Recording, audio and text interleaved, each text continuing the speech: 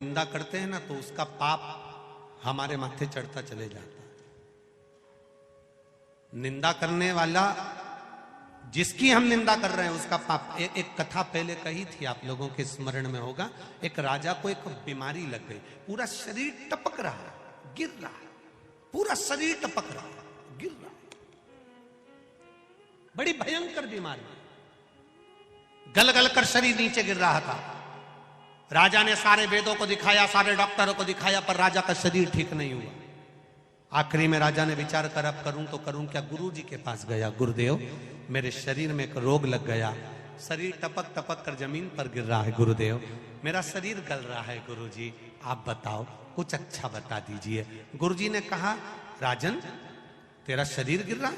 हाँ। टपक रहा है? हाँ। शरीर गल रहा है? हाँ। राजन तेरा भाई था ना, वो तो मर गया, भाभी कहां है? घर में। राजन एक काम कर, जहां जिस कक्ष में तेरी भाभी सोती है उस कक्ष के बाहर रात्रि के समय पर जाकर दरी बिछाकर सोना चालू कर दे।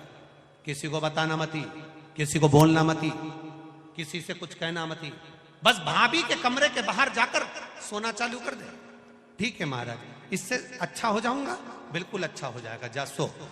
अब गुरु जो बताता है बड़ा विचित्र बताता है। दुनिया के लोगों को भले लगता है क्या शंकर जी को जल चढ़ाने से ऐसा हो सकता है, क्या बेलपत्र चढ़ाने से ऐसा हो सकता है, क्या धतूरा चढ़ाने से ऐसा हो सकता है, क्या शहद चढ़ाने से ऐसा हो सकता है, क्या चावल का दाना चढ़ाने से ऐसा हो सकता है, क्या शंकर जी के मंदिर में सफाई करने से, शिव जी के मंदिर को धो देने से शंकर के मंदिर को साफ कर गया, उसके कमरे में जाकर सोता है। भाई मर गया और राजा भाभी के कमरे में जाकर सो रहा है। एक दासी ने दूसरी से कहा, दूसरी ने तीसरी से कहा, तीसरी ने चौथी से कहा, चौथी ने पांचवी से कहा। बात पूरे नगर में फैल गई। लोग राजा को गालियां देने लगे, अपशब्द कहने लगे, ताना देने लगे, आड़ा टेढ़ा कहने लगे, कोसने लगे, खूब अपशब्द कहने लगे। राजा धीरे धीरे धीरे धीरे राजा का शरीर अच्छा होते चले गया, राजा का शरीर ठीक होते होते चला गया। राजा एक नारियल लेकर, श्रीफल लेकर गुरु जी के पास पहुंच गया।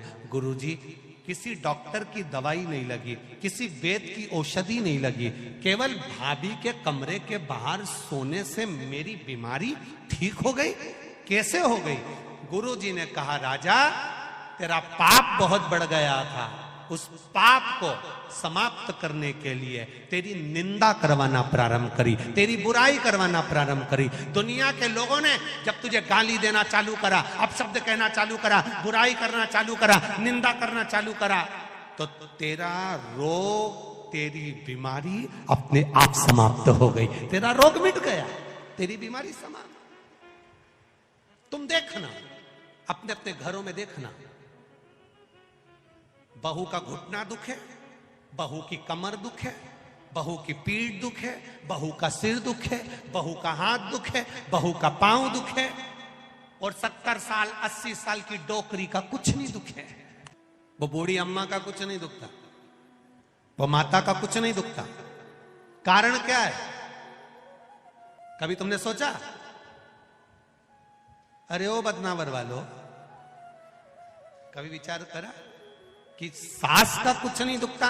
सवेरे 4 बजे 5 बजे उठती, झाड़ू लगा लेती, दांत अभी तक जोरदार, चना भी खा जाती, और तू देखे तो 2-3 बार तो कुल्ला करके आती, आंखें इतनी बढ़िया कि अभी भी सुई में धागा पिरो ले, और तू सुई में धागा पिरोए तो 2 बार चश्मा को उतार के साफ करके फिर चढ़ा ले। कभी विचार करा? सुबह 4 बजे से घर की बुजुर्ग मां काम में लग जाती है, 4 बजे से गोबर, झाड़ू, बर्तन, ये वो करते करते करते करते सुबह जल्दी नहा नुहा के मंदिर जाके फिर आके काम में लग जाए। रात को सोते सोते तक भी कोई काम बता दे तो वो काम कर दे। मेहमान आए पानी पिला दे, रोटी बना दे, सब्जी बना दे, खिला खिलू के नची। और तेरे शरीर में कष्ट, बहू का हाथ दुखे, पांव दुखे, सिर दुखे, कमर दुखे, कभी विचार करा कि बूढ़ी माँ को कुछ नहीं होता और तुझे क्यों होता? उसका कारण केवल एक ही है, घर की बहू मायके में जाकर सास की इतनी बुराई करती, इतनी बुराई करती, इतनी बुराई करती कि सास एकदम जोरदार होती चली जाती है। सास बीमारी नहीं होती, क्योंकि बुराई करते करते करते करते उसके पूरे रोग, पूरी बीमारी समाप्त। इसलिए सास होन आज भी एकदम ओल्ड इज गोल्ड, आज भी जोरदार। अब मेरा बहुओं से निवेदन है, सास को जल्दी निपटाना है तो बुराई बिल्कुल मत करो।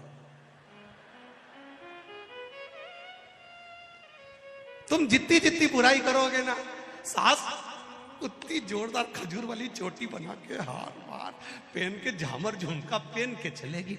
और तुम बुराई करना बंद कर दोगे तो सास भी धीरे धीरे धीरे धीरे धीरे धीरे फिर पलंग पे मिलेगी। अगर तुम जितनी बुराई करोगे उतनी वो रसोई घर में मिलेगी। जल्दी निपटाना है तो बुराई करना मत करो।